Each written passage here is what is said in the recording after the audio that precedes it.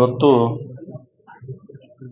ದಾನಂದೇವಿ ದೇವಸ್ಥಾನದ ಟ್ರಸ್ಟ್ ಅದ ಶಿವಕ್ಷೇತ್ರದ ಗುಡ್ಡಾಪುರದಲ್ಲಿ ನಾಳೆ 1ನೇ ತಾರೀಕಿನ ದಿವಸ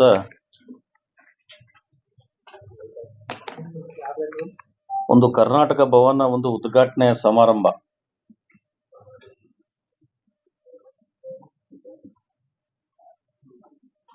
ಕರ್ನಾಟಕ ಸರ್ಕಾರ ಹಿಂದೆ ಗುಡ್ಡಾಪುರ ದಾನಂದೇವಿಯ ಭಕ್ತರ ಒಂದು ಭವ್ಯವಾದ ನಿರ್ಮಾಣ ಕಟ್ಟಡವನ್ನು ನಿರ್ಮಾಣ ಆಗ್ಬೇಕಂತಕ್ಕಂಥ ಒಂದು ಕರ್ನಾಟಕ ಸರ್ಕಾರದಿಂದ ಹಿಂದೆ ನಮ್ಮ ಸರ್ಕಾರ ಇದ್ದ ಸಂದರ್ಭದಲ್ಲಿ 11 ಕೋಟಿ ರೂಪಾಯಿ ಅನುದಾನವನ್ನ ಒಂದು ದಾಸೋಹ ಸಲುವಾಗಿ ಕಟ್ಟಡವನ್ನ ನಿರ್ಮಾಣ ಮಾಡಿ ಬಹಳ ದಿನಗಳಿಂದ ನಮ್ಮದು ಕಟ್ಟಡ ಉದ್ಘಾಟನೆ ಆಗ್ಬೇಕಾಗಿತ್ತು. ಆದರೆ ಅನಿವಾರ್ಯ ಕಾರಣಗಳಿಂದ ಅದನ್ನ ಈಗ ಸಂಪೂರ್ಣ ಕೆಲಸ ಮುಗಿದಿದೆ. ಈ ಸಂದರ್ಭದಲ್ಲಿ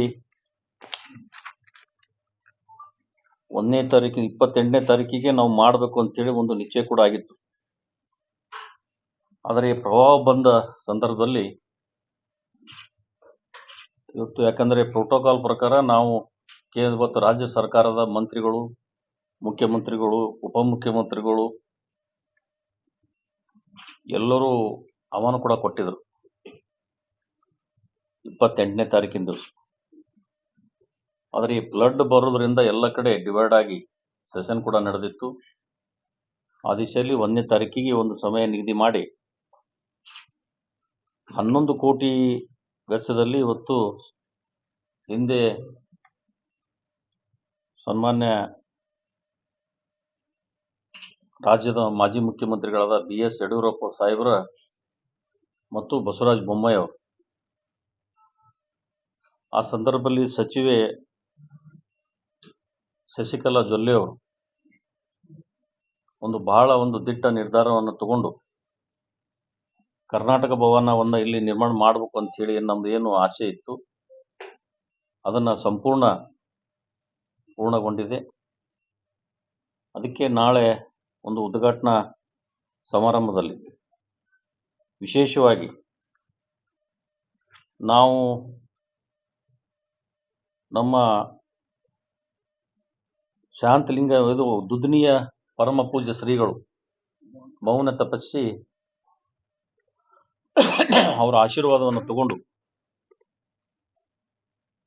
ಇವತ್ತು ಅವರೆಲ್ಲರೂ ಕೂಡ ಆ ಸಂದರ್ಭದಲ್ಲಿ ಕಾರ್ಯಕ್ರಮಕ್ಕೆ ಬರಬೇಕು ಅಂತ ಹೇಳಿ ನಾವು ಆಹ್ವಾನ ಕೂಡ ಮಾಡಿದ್ದೀವಿ. ವಿಶೇಷವಾಗಿ ನಮ್ಮ ಉಳ್ಕೋಡ ಮಠದ ಜಿಡ್ಗ ಮಠದ ಪರಮ ಪೂಜ್ಯ ಮುರುಘರಾಜೇಂದ್ರ ಮಹಾಸ್ವಾಮಿಗಳು ಕೂಡ ಈ ಕಾರ್ಯಕ್ರಮಕ್ಕೆ ಬರಬೇಕು ಅಂತ ಹೇಳಿ ನಮ್ಮ ಟ್ರಸ್ಟ್ ವತಿಯಿಂದ ನಾವೆಲ್ಲ ವಿನಂತಿ ಮಾಡ್ಕೊಂಡಿದ್ದೀವಿ. ಅವರು ಕೂಡ ಈ ಕಾರ್ಯಕ್ರಮಕ್ಕೆ ಬರಲಿಕ್ಕೆ ಒಪ್ಪಿದ್ದಾರೆ. ಅದರಲ್ಲಿ ವಿಶೇಷವಾಗಿ ನಾವು ನಿರೀಕ್ಷೆ ಕೂಡ ಮಾಡಿರಲಿಲ್ಲ. ಅವಧೂತ ಪರಮ ಪೂಜ್ಯ ವಿನಯ್ ಗುರುಜಿ ನಮಗೆ ಅವ್ರು ಸಿಗುದೇ ಬಹಳ ಕಠಿಣ. ನಮಗೆ ವಿನಯ್ ಗುರುಜಿ ಅವರಿಗೆ ನಾನು ಫೋನ್ ಮುಖಾಂತರ ಮಾತನಾಡಿ ತಾವು ಬರಬೇಕು, ಇಂಥ ದಾನಂತಾಯಿ ದೇವಸ್ಥಾನದ ಉದ್ಘಾಟನಾ ಸಮಾರಂಭದಲ್ಲಿ ತಾವು ಬಂದು ತಾಯಿ ಆಶೀರ್ವಾದ ಪಡೆದು ನಮ್ಗೆಲ್ಲರಿಗೆ ಆಶೀರ್ವಾದ ಮಾಡಬೇಕು ಅಂತ ಹೇಳಿ ವಿನಂತಿ ಮಾಡಿದಾಗ ಒಂದೇ ಮಾತಿಗೆ ಕರೆಗೆ ಒಪ್ಪಿಟ್ಟು ಅವರು ಕೂಡ ಒಪ್ಕೊಂಡಿದ್ದಾರೆ. ಅವರು ಕೂಡ ಈ ಕಾರ್ಯಕ್ರಮದಲ್ಲಿ ಬರ್ತಾರೆ. ವಿಶೇಷವಾಗಿ ಪ್ರೋಟೋಕಾಲ್ ಪ್ರಕಾರ ನಮ್ಮ ಬೆಳಗಾವಿ ಜಿಲ್ಲೆಯ ಎಲ್ಲ ಶಾಸಕರು, ಸಂಸದರು, MLC ಅವರು, ವಿಧಾನ ಪರಿಷತ್ತಿನ ಸದಸ್ಯರು ಅವರು ಕೂಡ ಒಂದು ಪ್ರೋಟೋಕಾಲ್ ಪ್ರಕಾರ ಅವರು ಬರ್ತಾರೆ. ಇಲ್ಲಿ ನಮ್ಮ ಬಿಜಾಪುರ ಜಿಲ್ಲೆಯಲ್ಲಿ ಇರ್ತಕ್ಕಂಥ ಎಲ್ಲರನ್ನ ನಾವು ಟ್ರಸ್ಟ್ ವತಿಯಿಂದ ಇಲ್ಲಿ ನಮ್ಮ ಜಿಲ್ಲೆಯಲ್ಲಿ ಇರ್ತಕ್ಕಂಥ ಶಾಸಕರು ಪಕ್ಷಾತೀತವಾಗಿ ನಾವು ಎಲ್ಲರನ್ನ ಆಹ್ವಾನ ಕೂಡ ನಾವು ಮಾಡಿದ್ದೀವಿ. ಆ ದಿಶೆಯಲ್ಲಿ ಎಲ್ಲರೂ ಬರಲಿಕ್ಕೆ ಒಪ್ಕೊಂಡಿದ್ದಾರೆ. ಈ ಕಾರ್ಯಕ್ರಮ ಯಶಸ್ವಿ ಆಗ್ತದೆ ಅಂತಕ್ಕಂಥ ಒಂದು ತಾಯಿ ಆಶೀರ್ವಾದ ರಾಜ್ಯಕ್ಕೆ ಇಡೀ ರಾಜ್ಯ ಕರ್ನಾಟಕ, ಮಹಾರಾಷ್ಟ್ರ ಎಲ್ಲಕ್ಕೂ ಭಕ್ತಾದಿಗಳು ಲಕ್ಷಗಟ್ಟಲೆ ಜನ ಬರ್ತಕ್ಕಂಥದ್ದು ನೀವು ನೋಡಿದಿರಿ, ನಾವು ನೋಡಿದ್ದೀವಿ. ನಾವು 82ನೇ ಇಸ್ವಿದಿಂದ ನಾನು ಕೂಡ ದಾನಂತಾಯಿ ಸೈಕಲ್ ಮೋಟರ್ ಮೇಲೆ ಹೋಗ್ತಿದ್ದೆವು ನಾವು ಸಣ್ಣವರಿದ್ದಾಗ. ಆ ತಾಯಿ ಆಶೀರ್ವಾದದಿಂದ ಇವತ್ತು ನಾವು ನಿರೀಕ್ಷೆ ಕೂಡ ಮಾಡಿರಲಿಲ್ಲ. ಚಂದ್ರಶೇಖರ್ ಇಂಡಿ ಅವರು ನಾವು ಏನೋ ಒಂದು ಸಮಸ್ಯೆ ಬಗೆಹರಿಸಕ್ಕೆ ಹೋಗಿ ತಾಯಿ ನಮ್ಮನ್ನ ಆಶೀರ್ವಾದ ಮಾಡಿ ಇವತ್ತು ಆ ಟ್ರಸ್ಟ್ದ ಹೊಸ ಕಮಿಟಿ ಇವತ್ತು ನಾವು ಏನಿಲ್ಲಿ ಕುಂತಿದ್ದೀವಿ, ಗೊಬ್ಬಿಯವರು, ನಾವು, ಮಮದಾಪುರ ಅವರು, ಸಾಗರ್ ಅವರು, ದಾನಪ್ಪ ಅವರು, ನಾವು ಏನೋ ಚಂದ್ರಶೇಖರ್ ಇಂಡಿ ಅವರು ನಾವು ಅದನ್ನ ಏನೋ ಒಂದು ಸ್ವಲ್ಪ ಸಮಸ್ಯೆ ಇತ್ತಲ್ಲಿ, ಆ ಸಮಸ್ಯೆ ಬಗೆಹರಿಸ್ಲಕ್ಕೆ ಹೋಗಿ ತಾಯಿ ಆಶೀರ್ವಾದ ನಮಗೆ ಇವತ್ತು ಆ ಟ್ರಸ್ಟ್ದ ಚೇರ್ಮನ್ ಆಗಿ ಒಂದು ಅಧ್ಯಕ್ಷ ಸ್ಥಾನವನ್ನ ಆಶೀರ್ವಾದ ಮಾಡಿದ್ದಾರೆ. ಆ ದಿಶೆಯಲ್ಲಿ ನಾವು ಇವತ್ತು ಬಹಳ ಈ ಒಂದು ತಿಂಗಳಲ್ಲಿ, ಕೇವಲ ಒಂದೇ ಒಂದು ತಿಂಗಳಲ್ಲಿ ಬಹಳ ಅಲ್ಲಿ ಅಚ್ಚುಕಟ್ಟಾಗಿ ನಾವು ಬಹಳ ಸುಧಾರಣೆ ಕೂಡ ಒಂದೇ ತಿಂಗಳಲ್ಲಿ 30 ದಿವಸ ಆಗಿಲ್ಲ. 30 ದಿವಸದಲ್ಲಿ ಹಿಂದೆ ಇವರೆಲ್ಲ ಹಳವರು, ಹಿಂದೆ ಇವರು ದಾನಪ್ಪಣ್ಣವರು, ಇವರೆಲ್ಲರೂ ಮಮದಾಪುರ ಅವರು, ಇವರು ಅಧ್ಯಕ್ಷರಾಗಿದ್ರು ಅವರು. ಆದರೆ ಇವತ್ತು ತಾಯಿ ಆಶೀರ್ವಾದದಿಂದ ಇವತ್ತು ಗುಡ್ಡಾಪುರ ದಾನಂತಾಯಿ, ಯಾಕಂದ್ರೆ ಆ ದಾನಂತಾಯಿ ಆಶೀರ್ವಾದ ಯಾವ ರೀತಿ ಅದಪ್ಪ ಅಂತಂದ್ರೆ, ಆಕೆ ತಾಯಿ ವರದಾನಿ ದಾನಮ್ಮ. ಯಾರಿಗೆ ಬೇಡಿಕೆಯನ್ನ ಇಟ್ಟುಕೊಂಡು ಬೇಡ್ಕೊಂಡು ತಾಯಿಯಲ್ಲಿ ಹೃದಯ ತಮ್ಮ ಮನಸ್ಸಿನಿಂದ ಯಾರು ಕೇಳ್ಕೊಂಡಾರ ಆ ತಾಯಿಗೆ ಬ್ಯಾರಿಗೆ ಕಾಲೇ ಕೈಲೇ ಕಳಿಸಿಲ್ಲ. ಬಹಳ ಶಕ್ತಿ ಉಳ್ತಕ್ಕಂಥ ತಾಯಿ. ಆ ದಿಶೆಯಲ್ಲಿ ಇವತ್ತು ಆ ಸಾಯಿ ಸೇವಾ ಮಾಡಲಿಕ್ಕೆ ನಮಗೊಂದು ಒಳ್ಳೆ ಅವಕಾಶ ಕೊಟ್ಟಿದೆ. ವಿಶೇಷವಾಗಿ ನಾನು ಒಂದು ಮಾತು ಹೇಳ್ಬೇಕಪ್ಪ ಅಂದ್ರೆ, ನಾವು ಗುಡ್ಡಾಪುರ ದಾನಂತಾಯಿ ಆವರಣದಲ್ಲಿ ರಾಜಕಾರಣ ಮಾಡಂಗಿಲ್ಲ ಅಂತೇಳಿ ನಾವು ಒಂದು ಪ್ರತಿಜ್ಞೆ ಮಾಡಿದ್ವಿ. ರಾಜಕಾರಣ ಮಾಡೋದು ತಾಯಿ ಆವರಣ ಬಿಟ್ಟು ನಾವು ರಾಜಕಾರಣ ಮಾಡಬೇಕು. ಮಹಾರಾಷ್ಟ್ರದಲ್ಲಿರ್ತಕ್ಕಂಥ ಶಾಸಕರಿರ್ಬೋದು, ಸಂಸದರಿರ್ಬೋದು, ಅವ್ರಿಗೂ ಕೂಡ ನಾವು ಇದೇ ಮಾತು ಹೇಳಿದ್ವಿ. ತಾಯಿ ಭಕ್ತರಾಗಿ ಗುಡಿಯಲ್ಲಿ ಬರಬೇಕು, ಯಾರೇ ಬಂದ್ರು. ಆದ್ರೂ ಒಬ್ಬೊಬ್ರು ಒಳಗಿಂದ ರಾಜಕಾರಣ ಮಾಡ್ತಾರೆ, ಅವ್ರಿಗೆ ತಾಯಿ ನೋಡ್ಕೋತಾರೆ. ಅದ್ರ ಬಗ್ಗೆ ನಾನು ಹೇಳೋದು ಬೇಡ. ಆದ್ರೆ ಈ ದಿಶೆಯಲ್ಲಿ ನಾವು ಅದ್ರ ಜೊತೆಯಲ್ಲಿ ಬಹಳ ಜನ ಇವತ್ತು ಮೆಚ್ಚುಗೆ ಪಡ್ತಕ್ಕಂಥದ್ದು ಕೇವಲ ಒಂದು ತಿಂಗಳಲ್ಲಿ ತಾಯಿ ಸೇವೆಯನ್ನ ನಾವು ಶುರು ಮಾಡಿದ್ದೀವಿ. ಅದ್ರ ಜೊತೆಲಿ ಸನ್ಮಾನ್ಯ ಇನ್ನೊಂದು ವಿಷಯ ಅಂತಂದ್ರೆ, ಈ ಕಾಂಗ್ರೆಸ್ ಸರ್ಕಾರ ಬಂದ ನಂತರ ಸನ್ಮಾನ್ಯ ಸಿದ್ದರಾಮಣ್ಣವರು ಕೂಡ ಮೊನ್ನೆ ಬಜೆಟ್ನಲ್ಲಿ 11 ಕೋಟಿ ರೂಪಾಯಿಯನ್ನ ಘೋಷಣೆ ಮಾಡಿದರು. ಆ 11 ಕೋಟಿ ರೂಪಾಯಿಯನ್ನ ಘೋಷಣೆ ಮಾಡಿದ್ರೆ ಅದಕ್ಕೆ ಅಲ್ಲಿ ತಾಯಿ ನಾವು ಎಲ್ಲರೂ ಕೂಡ ಒಂದು ಪರಮ ಪೂಜ್ಯರ ಆಶೀರ್ವಾದ ಪಡ್ಕೊಂಡು ಬಹಳ ಪುರಾತನ 12ನೇ ಶತಮಾನದಲ್ಲಿ ಅಣ್ಣ ಬಸವಣ್ಣನ ಸಂದರ್ಭದಲ್ಲಿ 12ನೇ ಶತಮಾನದಲ್ಲಿ ಅದನ್ನ ಗುಡಿ ಕಟ್ಟಡ ಆಗಿತ್ತು. ಹೀಗೆ ನಾವು ಎಲ್ಲರೂ ಕೂಡ ಒಂದು ತೀರ್ಮಾನ ಮಾಡಿದ್ದೀವಿ, ಪಕ್ಷಾತೀತವಾಗಿ ಮಹಾರಾಷ್ಟ್ರದ ಸರ್ಕಾರಕ್ಕಿಂತ ನಮ್ಮ ಕರ್ನಾಟಕ ಸರ್ಕಾರ ಪಕ್ಷಾತೀತವಾಗಿ ಆ ತಾಯಿಗೆ ಇವತ್ತು ಜಗದೀಶ್ ಶೆಟ್ಟರ್ ಸಾಹೇಬ್ರು ಇರ್ಬೋದು, ಬಸವರಾಜ ಬೊಮ್ಮಾಯಿ ಇರ್ಬೋದು, ಯಡಿಯೂರಪ್ಪನವ್ರು ಇರ್ಬೋದು, ಬಹಳ ಜನ ಇವತ್ತು ನಮ್ಮ ಕರ್ನಾಟಕದಿಂದ ಅತಿ ಹೆಚ್ಚಿನ ಅನುದಾನವನ್ನ ಕೊಟ್ಟಿದ್ದಾರೆ. ಅವ್ರಿಗೆಲ್ಲರಿಗೂ ನಾನು ಧನ್ಯವಾದಗಳನ್ನು ಈ ಸಂದರ್ಭದಲ್ಲಿ ಹೇಳಿಕೆ ನಾನು ಬಯಸ್ತೀನಿ. ಆದರೆ ಮಹಾರಾಷ್ಟ್ರದಿಂದ ನಮ್ಗೆ ಯಾವ ಅನುದಾನ ಬಂದಿಲ್ಲ. ಕೇವಲ ಹಿಂದೆ ಗೊಬ್ಬಿಯವರಿದ್ದಾಗ 1 ಕೋಟಿ ಊರಿಗೆ ಒಂದು ನೀರಿನ ಟ್ಯಾಂಕ್ ಮಾಡಿದ ಹೊರತುಪಡಿಸಿ ಯಾವುದೂ ಮಾಡಿಲ್ಲ. ಆದರೆ ಮಹಾರಾಷ್ಟ್ರಕ್ಕೂ ಮತ್ತು ಇಲ್ಲಿ ನಾವು ಮುಂದೆ ಹೋಗಿ ಎಲ್ಲಾನು ಒಂದು ಭೇಟಿಯಾಗಿ ಅವ್ರನ್ನ ಇನ್ನ ಮುಂದೆ ಭಾಳ ಅದೇ ನಮ್ಗೆ. ಒಂದ್ಸಾರಿ ತಾವು ಕೂಡ ನಮಗೆ ನಿಜವಾಗ್ಲೂ ನಾವು ನಿಮ್ಮೆಲ್ಲರಿಗೆ ಅಲ್ಲೇ ಮಾಧ್ಯಮದವರಿಗೆ ಅಲ್ಲೇ ಕರೆಸಿ ಪ್ರೆಸ್ ಮೀಟ್ ಮಾಡ್ಬೇಕಂತಿತ್ತು.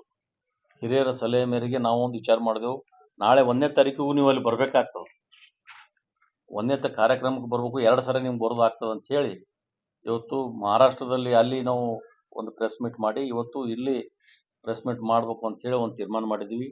ಈ ಸಂದರ್ಭದಲ್ಲಿ ನಾಳೆ 1ನೇ ತಾರೀಕಿನ ದಿವಸ ಬಿಜಾಪುರ ಜಿಲ್ಲೆ ಕರ್ನಾಟಕದಿಂದ ಅತಿ ಹೆಚ್ಚಿನ ಸಂಖ್ಯೆಯಲ್ಲಿ ಭಕ್ತರು ಬಂದು ಆ ಕಾರ್ಯಕ್ರಮ ಯಶಸ್ವಿ ಮಾಡಲಿ ಅಂತೇಳಿ ಆಗಬೇಕು ಅಂತೇಳಿ ತಾಯಿಯಲ್ಲಿ ಪ್ರಾರ್ಥನೆಯನ್ನು ಮಾಡ್ಕೊಳ್ಳಿಕ್ಕೆ ಬಯಸ್ತೀನಿ. ಮತ್ತು ಅದರ ಜೊತೆಯಲ್ಲಿ ಬಹಳ ಜನ ಎಲ್ಲರಿಗೂ ಒಂದು ವಿನಂತಿ ಮಾಡ್ತೀನಿ, ನಮ್ಮ ಕರ್ನಾಟಕದವ್ರಿಗೆ, ಮಹಾರಾಷ್ಟ್ರ ಕರ್ನಾಟಕದವ್ರಿಗೆ, ಅಲ್ಲಿ ಭಕ್ತರು ಯಾರೇ ಹೇಳಬೇಕಂದ್ರೂ ಕೂಡ ಯಾರಿಗೆ ಹೇಳಬೇಕು ಅನ್ನೋದು ಒಂದು ವಾತಾವರಣ ಸೃಷ್ಟಿಯಾಗಿತ್ತಲ್ಲಿ. ಈಗ ಕೆಲವೊಂದು ಸಲಹೆ ಪೆಟ್ಟಿಗೆ ಅಂತ ಹೇಳಿ ಮಾಡಕತ್ತೀವಿ ನಾವು ಅಲ್ಲಿ ಮಹಾರಾಷ್ಟ್ರದವ್ರಿಗೆ, ಕರ್ನಾಟಕದವ್ರಿಗೆ. ಯಾರೇ ಏನೇ ಬಂದು ಭಕ್ತರು ಸಲಹೆ ಕೊಡ್ಬೇಕಾಗಿತ್ತಂದ್ರೆ ಅದ್ರಾಗ ಒಂದು ಪತ್ರಾರೆ ಬರೆದು ಹಾಕ್ಲಿ, ಚೀಟಿಯಾರೆ ಬರೆದು ಹಾಕ್ಲಿ, ಅಥವಾ ನನ್ನ ಫೋನ್ ಮುಖಾಂತರ ಆಗಲಿ ಅವರಿಗೆ ಸಲಹೆಯನ್ನು ಕೊಡಬೇಕು ಅಂತ ಹೇಳಿ ಈ ಮಾಧ್ಯಮದ ಮುಖಾಂತರ ಅವರಿಗೆ ನಾನು ವಿನಂತಿಯನ್ನು ಮಾಡ್ಕೊಳ್ಳಿಕ್ಕೆ ಬಯಸ್ತೇನೆ. ನಿಮ್ಮ ಅವಧಿಯಲ್ಲಿ ಏನು ಅಭಿವೃದ್ಧಿ ಕಾರ್ಯಗಳನ್ನು ಏನು ಕೈಗೊಳ್ಳಬೇಕು ಅಂತ ಪ್ಲಾನ್ ಮಾಡಿದ್ದಾರೆ? ನಾನು ಪ್ಲಾನ್ ಅಂತೂ ಬಹಳ ದೊಡ್ಡ ಪ್ರಮಾಣದಲ್ಲಿ ಪ್ಲಾನ್ ಮಾಡಿದ್ದೀನಿ. ಯಾಕಂದ್ರೆ ಅಲ್ಲಿ ಕಾಟಾಚಾರಕ್ಕೆ ಹೋಗಿ ನಾನು ಅಧ್ಯಕ್ಷ ಆಗಿ ಬರಬಾರ್ದು, ಒಂದು ಒಳ್ಳೆಯ ತಾಯಿ ಸೇವೆ ಮಾಡ್ಬೇಕಂತಕ್ಕಂಥ ಒಂದು ಮನೋಭಾವನೆ ಇಟ್ಕೊಂಡಿದ್ವಿ. ಅದನ್ನ ಶೀಘ್ರದಲ್ಲೇ ಈಗ ಅದನ್ನ ವಿಷಯ ನಾನು ನಿಮ್ಗೆ ಪ್ರಸ್ತಾವನೆ ಮಾಡಂಗಿಲ್ಲ. ಯಾಕಂದ್ರೆ ಸ್ವಲ್ಪ ಟೈಮ್ ಅದ ಅದಕ್ಕೆ. ಅಲ್ಲಿ ಏನು ಅಭಿವೃದ್ಧಿಯನ್ನು ನಾವು ಮಾಡಬೇಕು ಅಂತ ತೀರ್ಮಾನ ಮಾಡಿದೀವನ್ನ ಮಾಧ್ಯಮದ ಮುಖಾಂತರ ತಮ್ಮೆಲ್ಲರಿಗೆ ಅಲ್ಲೇ ಒಂದು ದಿವಸ ಕರೆಸ್ತೀನಿ. ಭಾಳ ಒಂದು ತಿಂಗಳಲ್ಲಿ ಶೀಘ್ರದಲ್ಲಿ ನಿಮ್ಮೆಲ್ಲ ಮಹಾರಾಷ್ಟ್ರ, ಕರ್ನಾಟಕ ಎಲ್ಲರನ್ನ ಮಾಧ್ಯಮದವ್ರಿಗೆ ಕರೆಸಿ ನಾವು ಏನು ಅಭಿವೃದ್ಧಿ ಮಾಡ್ಬೇಕಂತೀವಿ ಅನ್ನೋದನ್ನ ಅಲ್ಲೇ ನಾನು ಬಹಿರಂಗ ಪಡಿಸ್ತೇನೆ. ಬಹಳ ಸಮಸ್ಯೆ ಇದೆ. ಪಾದಯಾತ್ರೆ ಮಾಡ್ಕೊಂಡು ಬರೋರಿಗೆ ಮೂಲ ಸೌಲಭ್ಯಗಳು ಅಂದವೇ ಸಾಕಷ್ಟು ಸಮಸ್ಯೆಗಳಿದ್ದಾವೆ. ಮತ್ತೆ ಅಲ್ಲಿ ಮುಂದೆ ಜಾತ್ರೆ ಸಂದರ್ಭದಲ್ಲಿ ಲಕ್ಷಾಂತರ ಮಂದಿ ಸೇರೋದಾಗ ಅಲ್ಲ ಮತ್ತಷ್ಟು ಸಮಸ್ಯೆಗಳು ಜಾಸ್ತಿ ಆಗ್ತದೆ. ಅದಕ್ಕೆ ಸಂಬಂಧ ಪರಿಹಾರ ಈಗ ನಾನು ಕೇವಲ ಒಂದು ತಿಂಗಳಲ್ಲಿ ಆಗಲೇ ನಿಮಗೆ ಹೇಳಿದೆ, ನಾನು ಒಂದು ತಿಂಗಳಲ್ಲಿ ಹಿಂದೆ ಪಾರ್ಕಿಂಗ್ ಸಲುವಾಗಿ 4 ಎಕರೆ ಜಾಗ ತಗೊಂಡಿದ್ವಿ. 4 ಎಕರೆ ಜಾಗ ತಗೊಂಡಿದ್ವಿ. ಅದರ ಮುಂದ್ಗಡೆ ಅತಿಕ್ರಮಣ ಇತ್ತು, ಅವೆಲ್ಲಾನು ತೆಗೆದು ಬಿಟ್ಟಿದ್ದೀವಿ. ಯಾವುದೂ ಇಟ್ಟಿಲ್ಲ ಅಲ್ಲಿ, ಎಲ್ಲಾನು ತೆಗೆದು ಬಿಟ್ಟಿವಿ.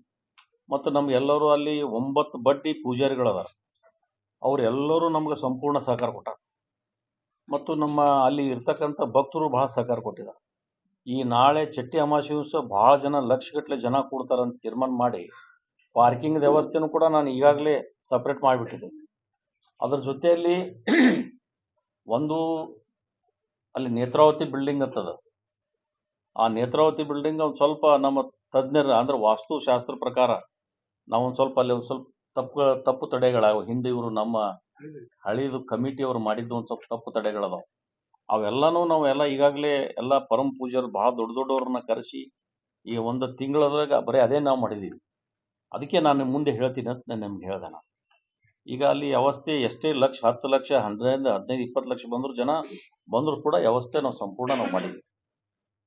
ಈಗಾಗಲೇ ನಾವು ಶುರು ಮಾಡಿಬಿಟ್ಟಿದ್ದೀವಿ, ಇನ್ನೂ ಮುಂದೆ ಮಾಡ್ತೀವಿ. ಅಲ್ಲಿ ಭಕ್ತರಿಗೆ ಊಟದ ವ್ಯವಸ್ಥೆ ಮಾಡಿದ್ವಿ. ಅಲ್ಲಿ ದೊಡ್ಡ ಹಾಲ್ ಮಾಡಿದೀವಿ, ಪ್ರಸಾದ ನಿಲಯ, ಸಂಪೂರ್ಣ ಪ್ರಸಾದ ನಿಲಯ. ಅಲ್ಲೇನು ಗುಡಿ ಹತ್ರ ಪ್ರಸಾದ ಆಗುದೇನತ್ತು ಬಹಳ ಗದ್ದಲ ಹಾಕಿತ್ತು ನಮಗೆ. ಅದಕ್ಕೆ ಹಿಂದೆ ಇಲ್ಲಿ ಮಾಡಿದೀವಿ. ಎಲ್ಲರಿಗೆ ಭಕ್ತರು ಎಷ್ಟೇ ಬಂದ್ರು ಸದ್ಯಗೆ ಒಂದು ಸಾರಿ ಊಟ ಅಟ್ ಎ ಟೈಮ್ ಕೂತ್ರೆ ಅವರು 4,000 ಜನ ಊಟ ಕೊಡ್ಬೋದು. 4,000 ಅಂಥದ್ದು ಒಂದು ದೊಡ್ಡ ಹಾಲ್ ಮಾಡಿದೀವಿ. ಅದ್ರಾಗ ಒಂದು ಸ್ವಲ್ಪ ಕುರ್ಚಿ ಟೇಬಲ್ ತೆಗೆದ್ರೆ ಒಂದು 3,000 ಜನ ಅಂತರೂ ಸಂಪೂರ್ಣ ಅಲ್ಲಿ ಪ್ರಸಾದದ ಸಲುವಾಗಿ ಅಲ್ಲಿ ವ್ಯವಸ್ಥೆ ಮಾಡಿವಿ. ಅಲ್ಲಿ ಆಫೀಸು ಒಂದು ಎಂಟಿ ಚೇಂಬರ್ ಕೂಡ ನಾವು ಮಾಡಿದೀವಿ. ಎಲ್ಲ ಊಟದ ಎಲ್ಲ ವ್ಯವಸ್ಥೆ ಅಲ್ಲೇ ನಾವು ಮಾಡ್ತೀವಿ. ಇನ್ಮ್ಯಾಗ ಪ್ರಸಾದ ಇಲ್ಲಿ ಕೆಳಗಡೆ ಇದ್ದಿದ್ದು ಮೇಲ್ಗಡೆ ಶಿಫ್ಟ್ ಮಾಡ್ತೀವಿ. ಜಾತ್ರೆಗಳಲ್ಲಿ ಭಕ್ತರು ಬಹಳ ಕೂಡ್ತಾರೆ. ಅಲ್ಲಿ ಈ ಕಡೆ ಬರ್ಬೇಕಂದ್ರೆ ಬಸ್ಸಿನ ಸೌಲಭ್ಯ ಇಲ್ಲ. ಒಂದೊಂದು ಬಸ್ದಲ್ಲಿ ಮ್ಯಾಲಿ ಕೆಳಗ ಎಲ್ಲ 300 ಜನ ಬರ್ತಾರೆ. ಈಗ ಅದಕ್ಕೆ ಉತ್ತರ ನಾ ಏನ್ ಕೊಡ್ಲಿ? ಬಸ್ಸಿನ ವ್ಯವಸ್ಥೆ ಅಂತಂದ್ರೆ ಈಗ ನಿಮ್ಗೆ ಗೊತ್ತದ, ಈ ಗ್ಯಾರಂಟಿ ವಾರಂಟಿ ಒಳಗೆ ಎಲ್ಲ ಹೋಗ್ಬಿಟ್ಟಾವ. ಈ ಗ್ಯಾರಂಟಿ ವಾರಂಟಿ ಅದಕ್ಕೆ ನಾವು ಒಂದು ತೀರ್ಮಾನ ಮಾಡಿವಿ. ಗುಡ್ಡದ ನಮ್ಮ ಟ್ರಸ್ಟ್ ವತಿಯಿಂದ ಮಹಾರಾಷ್ಟ್ರ ಮತ್ತು ನಮ್ಮ ಕರ್ನಾಟಕ KSRTC ಅವರಿಗೆ ಹೋಗಿ ಅವ್ರಿಗೆ ಒಂದು ಮನವಿ ಕೊಟ್ಟು ನಾವು ಬಸ್ಸಿನ, ಯಾಕಂದ್ರೆ 2-3 ಬಸ್ ಬರ್ತಾವ ನಮ್ಮಲ್ಲಿ, ಅಲ್ಲಿ ಮುಖಾಮುಖ ಬರ್ತಾವ. ಅದಕ್ಕೆ ನಾವು ಹೆಚ್ಚಿನ ಇನ್ನೊಂದು 4-5 ಬಸ್ಸುಗಳು ಹೆಚ್ಚಿಗೆ ಇಡಬೇಕು ಅಂತ ಹೇಳಿ ನಾವೊಂದು ಈಗಾಗಲೇ ಒಂದು ಮನವಿ ರೆಡಿ ಮಾಡಿದ್ದೀವಿ. DC ಅವ್ರಿಗೆ ಭೇಟಿಯಾಗಿ ಅದನ್ನು ಕೊಟ್ಟು ಅದನ್ನು ಮಾಡ್ತೀವಿ. ಆಮೇಲೆ ಅಲ್ಲಿ ಒಂದು ಸ್ವಲ್ಪ ಮಹಾರಾಷ್ಟ್ರದ್ದು ಉಪಮುಖ್ಯಮಂತ್ರಿಗಳು ಫಡ್ನೀಸ್ ಅವರು ಕೂಡ ನಾವು ಮೊನ್ನೆ ಮಾತಾಡಿದ್ವಿ. ಅವರು ಸಹಕಾರ ಕೊಡ್ತೀನಿ ಅಂತ ಹೇಳ. ಅದು ನೋಡೋಣ, ಅವ್ರಿಗೆ ಹೋಗಿ ಭೇಟಿ ಆಗ್ತೀವಿ. ಅವ್ರಿಗೆ ಭೇಟಿಯಾಗಿ ಮುಖ್ಯಮಂತ್ರಿಗೆ, ಮಹಾರಾಷ್ಟ್ರ ಮುಖ್ಯಮಂತ್ರಿಗಳು ಇನ್ನೂ ನಮ್ಗೆ ಟೈಮ್ ಕೊಟ್ಟಿಲ್ಲ. ಅವ್ರು ಕೊಟ್ಟರೆ ಅವ್ರಿಗೆ ಸ್ವಲ್ಪ ಭೇಟಿಯಾಗಿ ವಿನಂತಿ ಮಾಡ್ಕೋತೀವಿ ಅವ್ರ ಮಹಾರಾಷ್ಟ್ರ ಸರ್ಕಾರದಿಂದ. ಏನು ಬೇಡಿಕೆಗಳು, ಪ್ರಮುಖ ಬೇಡಿಕೆಗಳೇನು ಮಹಾರಾಷ್ಟ್ರದ ಅಧೀನದಲ್ಲಿರೋದ್ರಿಂದ ವ್ಯಾಪ್ತಿ ಏನು ನೀವು ಡಿಮ್ಯಾಂಡ್ ಇರ್ತೀರಿ, ಅವು ಮಾಡಬೇಕಾದ ಕೆಲಸಗಳೇನು? ಅಲ್ಲಿ ಕೆಲಸ ಭಾಳ ಅದ ಅಂತ ನಾ ಹೇಳಿದ್ರಲ್ಲ ನಿಮ್ಗೆ, ಒಂದೊಂದು ತಿಂಗಳ ಕಾಲಾವಕಾಶ ಬೇಕು ನನಗೆ ಅಂತ ಹೇಳಿ. ಅಲ್ಲಿ ಭಾಳ ಅವಶ್ಯಕತೆ ಇರೋದೊಂದು ಕನಿಷ್ಠ ಪಕ್ಷ 50 ರಿಂದ 60 ಕೋಟಿ ರೂಪಾಯಿ ಇವತ್ತು ನಮ್ಮ ಗುಡಿಗೆ ಅನುದಾನ ಬೇಕು. ಯಾಕಂದ್ರೆ ಪುರಾತನ 12ನೇ ಶತಮಾನದಲ್ಲಿ ಕಟ್ಟಿದ ಗುಡಿ ಅದು. ಅದನ್ನ ಗುಡಿ ಕಟ್ಟಡ ಮಾಡ್ಬೇಕಂದ್ರೆ 50-60 ಕೋಟಿ ರೂಪಾಯಿ ಬೇಕು. ಅದಕ್ಕೆ ನಮಗೆ ಈಗ ಆಗಲೇ ಹೇಳಿದ್ನಲ್ಲ, ಸಿದ್ದರಾಮಯ್ಯನವ್ರು ಮೊನ್ನೆ ಬಜೆಟ್ನಲ್ಲಿ 11 ಕೋಟಿ ರೂಪಾಯಿ ಘೋಷಣೆ ಮಾಡಿದ್ರು. ಇಲ್ಲಿ ನಮ್ಮ ರಾಜ್ಯ ಮಂತ್ರಿಗಳು, ಶಾಸಕರು ಇವರೆಲ್ಲರೂ ಕೂಡ ದಾನಂತಾಯಿಗೆ 11 ಕೋಟಿ ರೂಪಾಯಿ ಆದ್ರೂ ಕೊಡಿಸ್ಲಿ. ಮಹಾರಾಷ್ಟ್ರದವ್ರಿಗೆ ಹೋಗಿ ವಿನಂತಿ ಮಾಡ್ಕೋತೀವಿ. ಕಾಕಾ ಪಾಟೀಲ್ ಅಂತ ಹೇಳಿ ನಮ್ಮ ಹಿಂದೆ ಇರ್ತಕ್ಕಂಥ ಸಂಸದರು ಅವರು ಕೂಡ ಹೇಳಿದಾರೆ, ನಾವು ಬರ್ತೀವಿ, ಅಲ್ಲಿ ಕೈ ಜೋಡಿಸ್ತೀವಿ. ಈ 1 ತಿಂಗಳಲ್ಲಿ ನಾವು ಮಾಡುವ ಚಟುವಟಿಕೆಗಳು ನೋಡಿ ಅವರು ಬಹಳ ಸಂತೋಷ ಪಟ್ಟಾರ. ಪಕ್ಷಾತೀತವಾಗಿ ಎಲ್ಲರಿಗೂ ನಾನು ವಿನಂತಿ ಮಾಡ್ಕೊಂಡಿದ್ದೀನಿ, ನೀವೆಲ್ಲರೂ ಸಹಕಾರ ಕೊಡ್ಬೇಕಂತೇಳಿ. ಕೊಡ್ತೀನಿ ಅಂತ ಹೇಳ್ಯಾರ. ನಮ್ಮ ಸೋಲಾಪುರ ದೇಶಮುಖರು MLA ಅವರು ಹೇಳಿದಾರ.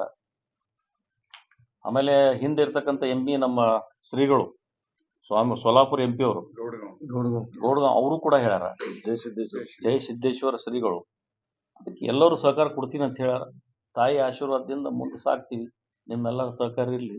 ನೀವು ನಮ್ಮಲ್ಲಿ ಅಲ್ಲಿ ನಮ್ಮ ಇವರು ಸಿದ್ದೇಶ್ವರ ಮಗಳ ಅಂತ ಹೇಳಿ ಮೊದಲು ಚೇರ್ಮನ್ ರೀ. ಇವರು ಚಂದ್ರಶೇಖರ್ ಗೊಬ್ಬಿ ಅಂತ ಹೇಳಿ CA ಇವರು.